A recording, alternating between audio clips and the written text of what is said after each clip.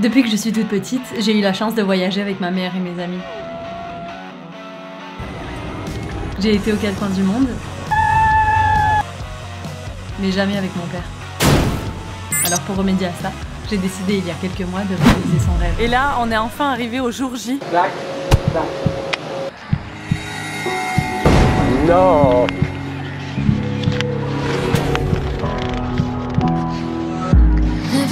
No. Welcome to Bhutan.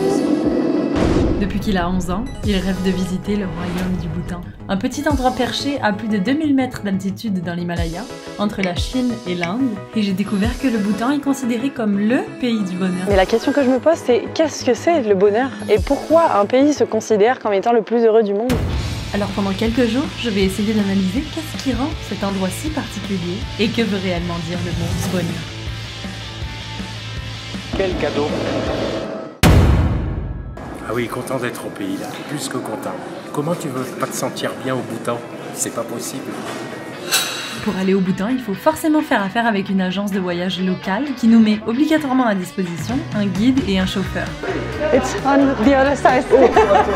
What's your name? My name is Namge. Namge. Yeah. Okay. Delphine. Yeah, nice to meet you. So how was the surprise? It's more than the surprise. More than a surprise.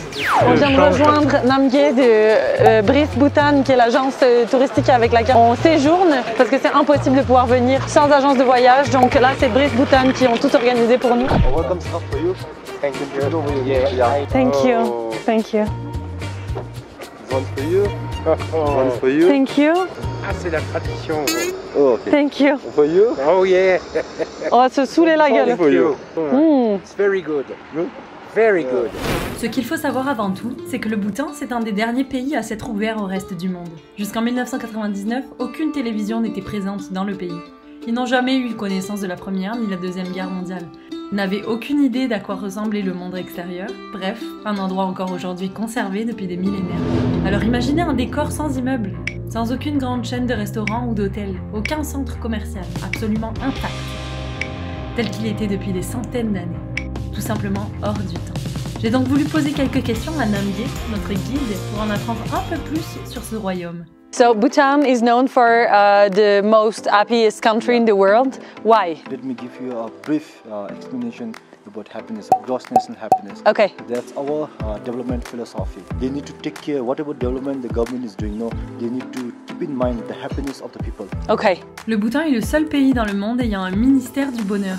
Et c'est aussi le seul pays dans le monde ayant une empreinte carbone négative.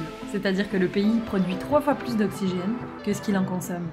What does mean happiness for you? For me, when I'm able to balance between my desire and the reality that I'm facing, Yeah. that one is happiness for me. Okay. Now people are becoming quite busy in their own life, Yeah. They really don't care about what other people feel. Okay.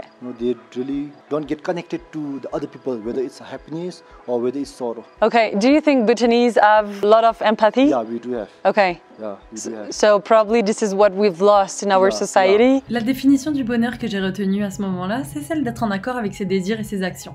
Et comme la connexion aux autres est très importante pour les Bhoutanais, Namge m'a proposé de visiter un monastère perché à 4000 mètres d'altitude où j'allais avoir la chance de poser quelques questions à un moine bouddhiste. Alors j'ai accepté. Oui, je prends des oranges. J'ai envie d'orange. Les oranges, je les porterai jusqu'au bout. So do you see a monastery on the top of that mountain? Yeah. Okay, so yeah, There? there, yeah. Yeah. So that's the place where we are going to hike. Okay, Today? today, yeah. Okay. On part pour 2 jours d'expédition dans l'Himalaya.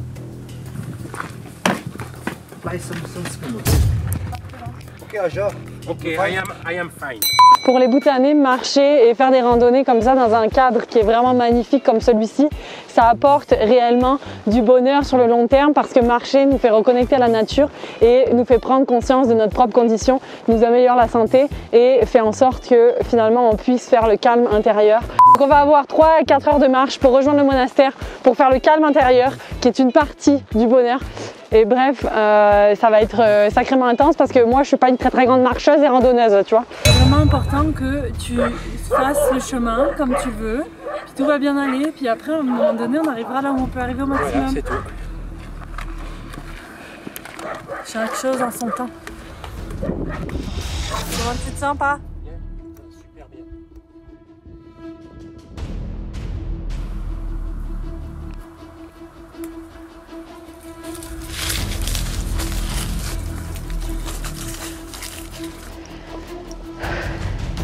On vient de faire 1h30 de marche, il nous reste encore 2h30. On a changé complètement de décor là, on est dans la forêt amazonienne tellement que c'est forêteux. Je suis épuisée.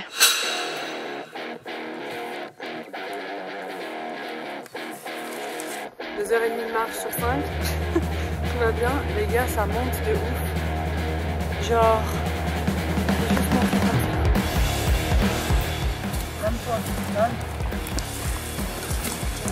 À 3500 mètres, le cardio, il faut qu'il soit bon.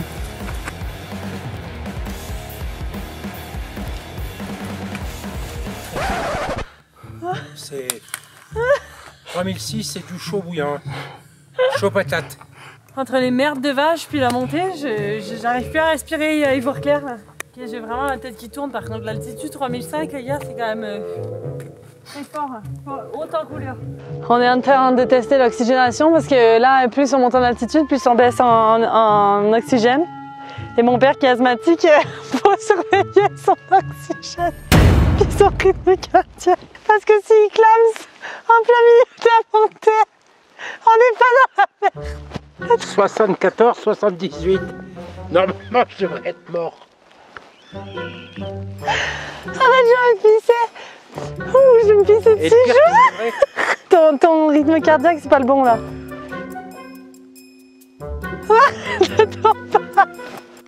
Et le guide, il est parti, on l'a perdu. Lui, il est à 2500. Ok, tout va bien. Je sais pas à quoi il marche, mais il mange pas, il boit pas. Et il monte. C'est commenté, c'est commenté. Il monte, il arrête pas de monter. Et moi, je suis démonté. Del monté. Maintenant, je comprends. Ok. Là, on coupe. Ici, tu as l'impression que le temps s'est arrêté. Et que pour toi. Et toi, tu t'arrêtes pour lui. Parce que tu n'y penses plus au temps. Et oui. Ça, c'est à noter, ça. C'est philosophique, ça, quand même. Et oui, je ne me rappelle plus de ce que j'ai dit, mais c'est important. And from here, around 200. Non. Oh, oh, reste que 200 mètres, les gars. Je pense que ça va être les 200 mètres les plus difficiles. C'est les nerfs, là, c'est les nerfs. Ça lâche. Breakdown.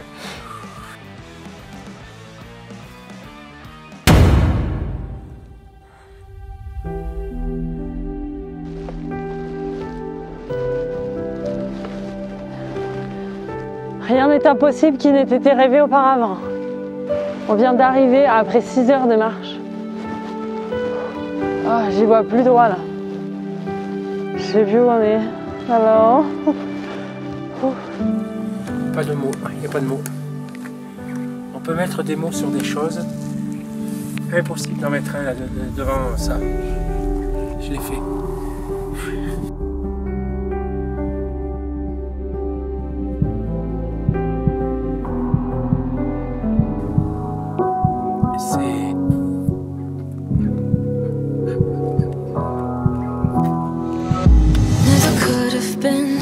Thinking I would know what the future bring, all the highs and lows. Said I'm gonna win, though the world might spin. Now I'm sitting here like I'm no one. It rains down on me. Et c'est dans cet élan d'amour que j'ai pu m'entretenir avec le lama. You're Lama Namgyal from the monastery in Phajuding. For you, what is the definition of happiness?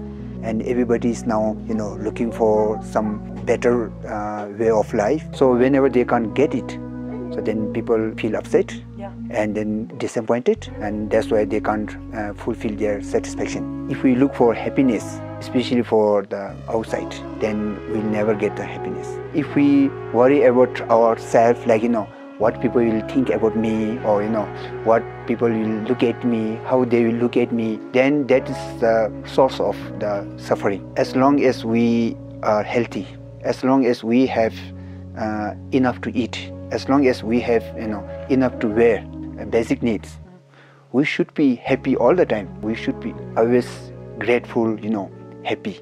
What would be your advice for people who are really connected on phone, internet, and... Whenever I'm struck with the phone or the TV, I found that it's very bad for myself, especially for my mind. But if we know how to use it, it is very useful, because we can learn many things. We can learn what people are doing in the world. Some people, when they are too much into it, they don't realize what they are thinking, what their mind is doing. Thank you very much, Lama Namgyal. To find your monastery, we can find the website in the description of my video.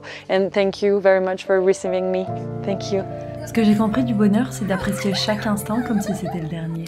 Et mon père, pour célébrer le côté éphémère des choses, il a souhaité participer à un rituel bouddhiste, celui de se raser la tête, au complet.